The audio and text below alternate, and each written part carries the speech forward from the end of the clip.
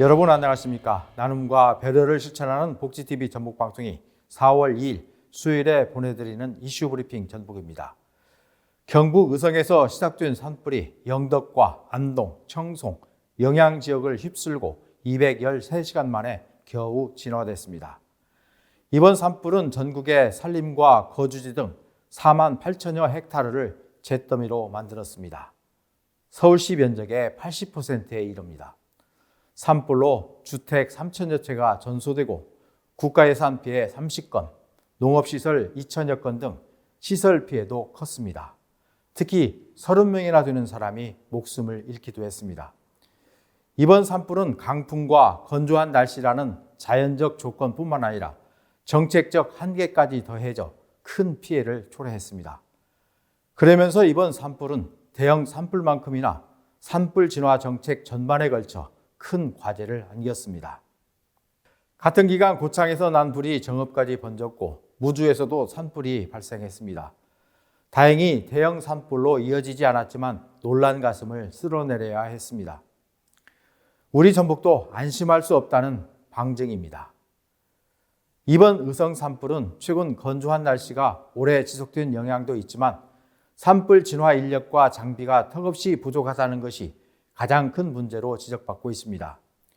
전체 국토 면적 70%가 산지인 만큼 산불이 언제든지 일어날 수 있다는 환경이지만 산림청 소속 공중진화대는 100여 명, 산불재난 특수진화대는 450여 명으로 산지 규모에 비해 인원수가 턱없이 부족한 실정입니다.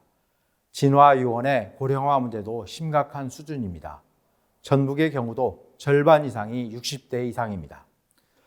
산림청은 2027년까지 산불 대응 특수 인력을 2,500명으로 늘리겠다고 밝혔지만 현재 산불 재난 특수 진화대는 한 명도 늘지 않았습니다. 특히 이번 산불은 기후변화의 영향으로 피해가 더욱 커진 만큼 이에 맞춰 장비, 인력 수준을 향상시키는 등의 대응체계 정비가 절실하다는 분석입니다.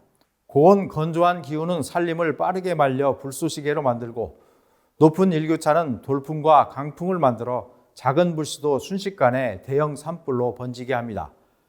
실제로 2023 산불 백서에 따르면 현재 산림청이 보유한 헬기는 모두 50대에 불과한 데다 이마저도 30년 이상 노후 기종이 대부분입니다. 야간 진화에 투입할 수 있는 헬기를 적극적으로 도입해야 한다는 목소리도 나옵니다. 소방청과 산림청, 자치단체 간 협업체계도 시급히 손봐야 할 부분입니다.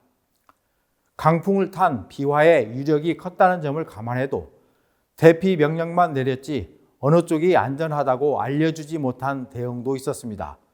재난 대응 시스템의 현주소입니다.